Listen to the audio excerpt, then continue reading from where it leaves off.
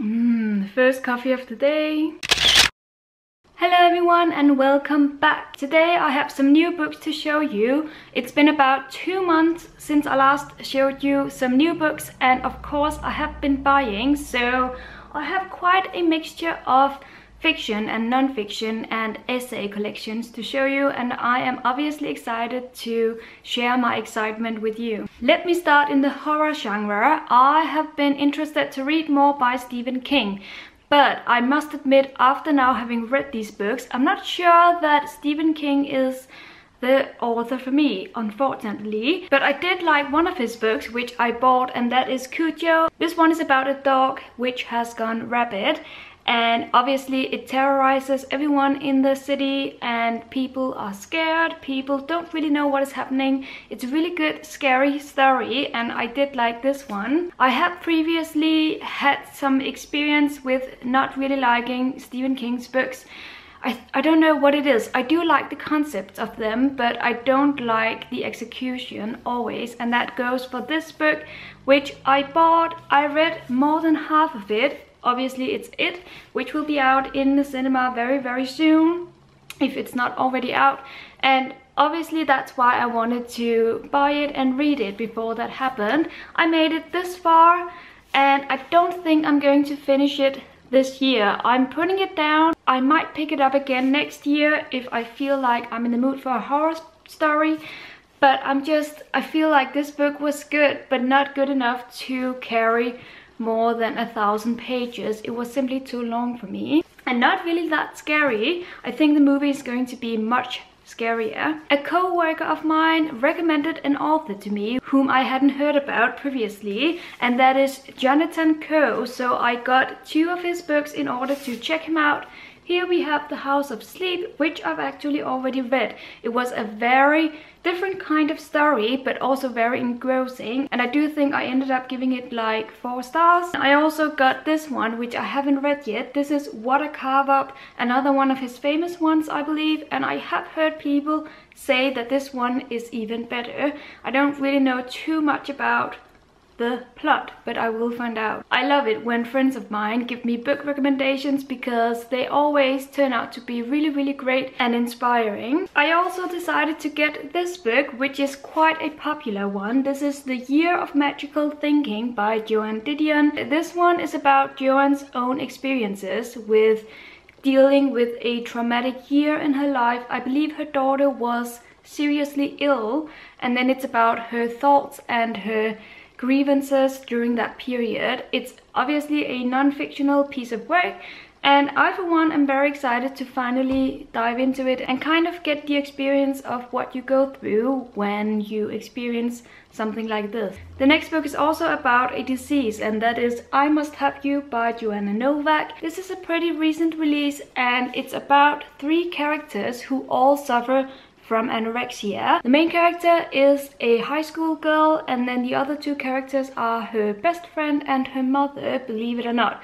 So all 3 of them suffer from this disease, and they try to break out, at least one of them does, but it's really hard. I think this book does a great job at describing this illness. I have read it. I did find some faults with it personally. This is not a wrap up, so I better get moving. Here I have a new release, and that is The Dazzling Heights by Catherine McGee, which is the sequel to another book, and that is The 1,000th Floor. I read this one earlier this year, and I was quite fascinated with the imagination and the setting of this novel. It takes place in a building which consists of 1,000 floors. This building is set in New York City 100 years from now, and basically the higher you live, the higher you are in the social hierarchy. I was really engrossed with this one. I do have a feeling that this sequel will not quite live up to the first book, but I'm still very curious to read it and get back to these characters and this amazing setting. Next I have a couple of books that my dear neighbors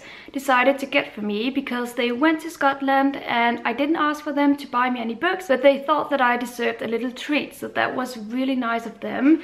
The first book is a book that they had seen on my YouTube channel. They had seen me talking about it and wanting to read it, and that is The Power by Naomi Alderman, which is a dystopian novel about a disease in which women all of a sudden can kill with their powers, their touch, and just their thoughts in general. And also this author was tutored by Margaret Atwood, which was what got me into it in the first place.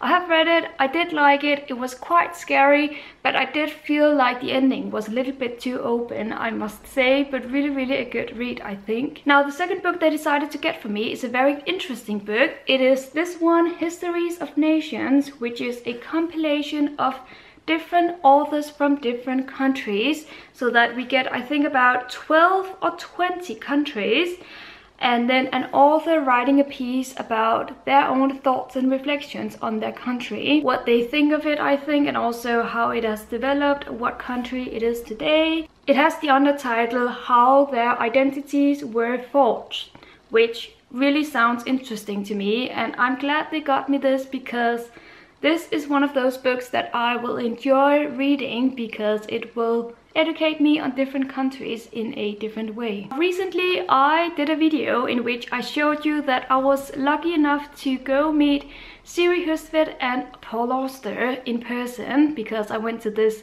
literature convention. I will put the link to the video down below in case you haven't watched it yet, but I need to take a breath. Before that happened, I decided to buy me some of their books, because the problem is I have read all of their books basically, but I did that about 10 years ago when I was a student at the university, and I read their books as library books, so I didn't own a single copy of them, and I wanted to change that. If we start with Siri Hustvedt, I decided to get 5 of her novels. Well, actually only 4 of them are novels, and the last one, this is her newest one, is a collection of essays, and I love the title, A Woman Looking at Men Looking at Women. So this was actually the book that she was talking about at the literature convention. And then the last 4 are her novels, which I remember reading faintly, but other than that I've completely forgotten the plots and the stories and the characters.